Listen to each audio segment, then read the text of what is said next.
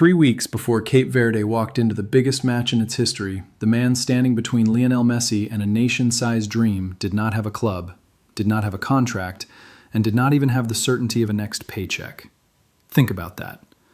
While the world prepared to watch the reigning champions hunt another crown, an unemployed 40-year-old goalkeeper named Vosinha was preparing to stare down the greatest player of his generation.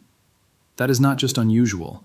It is the kind of detail that sounds invented, the kind of detail that should not belong on a World Cup stage, and yet, here we are. And by the end of this story, you will understand exactly why this collision feels so much bigger than a round of 16 tie.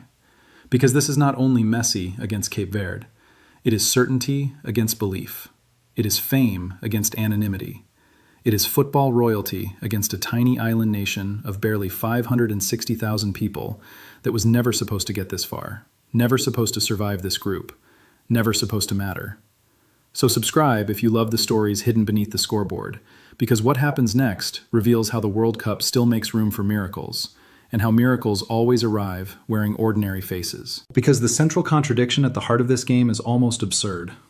Argentina arrived with the weight of history, the swagger of champions, and Messi in the kind of form that makes entire defenses look temporary. Cape Verde arrived with discipline, scars, and a goalkeeper who was effectively jobless 21 days before the tournament turned him into a symbol.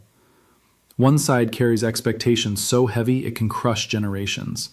The other carries freedom so complete it can terrify favorites. That is the contradiction. The biggest star in football meets a man most of the football world had never heard of, and somehow the unknown figure has become one of the tournament's most important names. To understand how impossible this feels, you have to start with Cape Verde itself. This is not a giant with hidden resources waiting to be discovered. This is an Atlantic archipelago, windswept, scattered, proud, and small. Just over 560,000 people, fewer people than many neighborhoods in the cities their opponents come from. For years, the national team lived on the edge of relevance, close enough to dream, far enough to keep waking up. There were near misses. There were qualifying campaigns that collapsed in the final stretch. There was talent, but not enough cohesion. Promise, but not enough continuity. Hope, and then the familiar ache of almost. But that is only the surface. Pull back further and the story grows richer, because Cape Verde rebuilt not by pretending to be bigger than it was, but by learning how to connect every thread of what it already had. Its diaspora became its lifeline. Players raised in Portugal, France, the Netherlands, and beyond did not erase the identity of the islands. They expanded it. They carried Cape Verde in their names, in their families, in their memories, and slowly a fractured football culture became a connected one.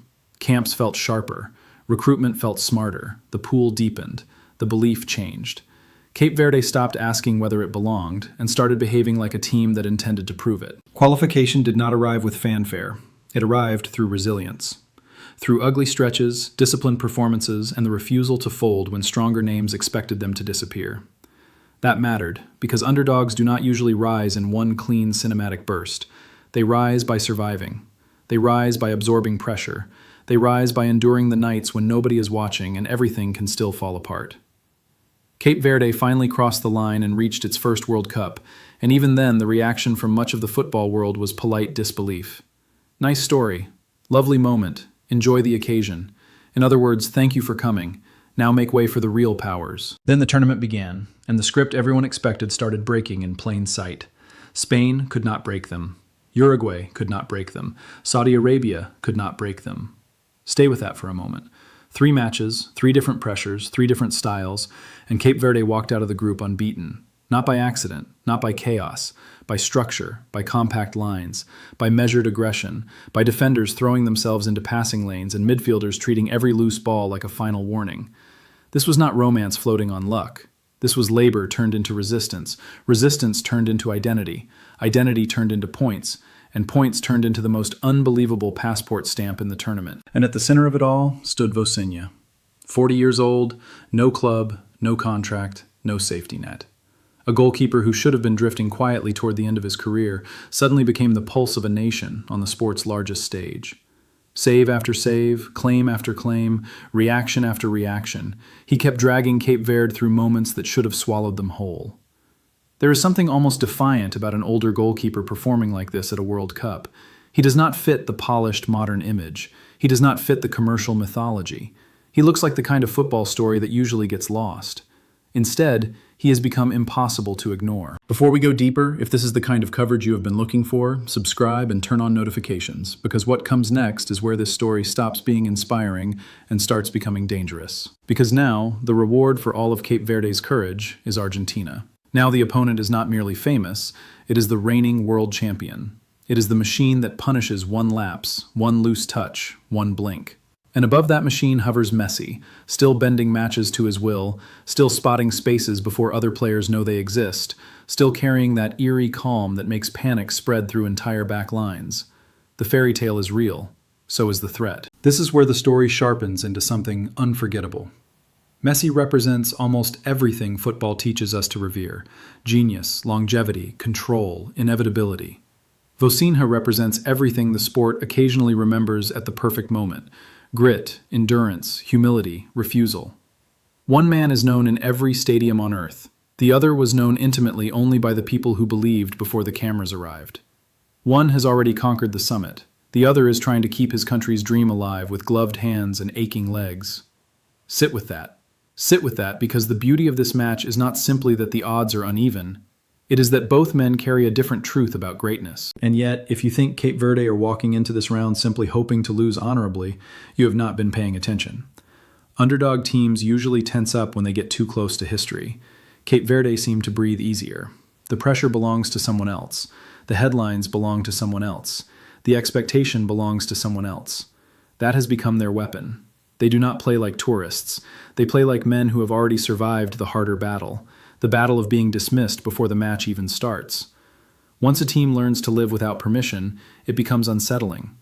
Once a team stops fearing reputations, reputations alone cannot save you. That is why this match matters beyond the bracket. It forces football to confront what it says it loves. The sport celebrates dreams, but usually invests in certainty. It praises underdogs, but rarely expects them to truly threaten the throne. Cape Verde has threatened it.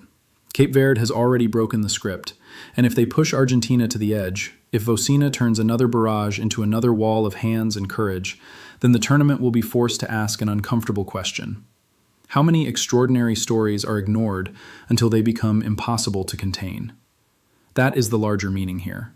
Not just whether the giant wins, but whether the invisible can stand in the light and remain unshaken. So now everything narrows to one final image.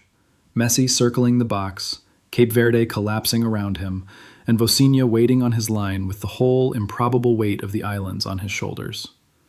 Can one more save hold back history? Can one more night of defiance eliminate the champions? Or will Messi do what legends do? Break the brave, silence the dream, and remind the world that fairy tales survive only until genius decides otherwise. What do you think happens when belief meets inevitability? Tell us in the comments, like the video, and subscribe for more stories where football reveals its deepest truths. Because sometimes, the game crowns kings. And sometimes, just sometimes, it dares an unknown man to hunt a legend in public.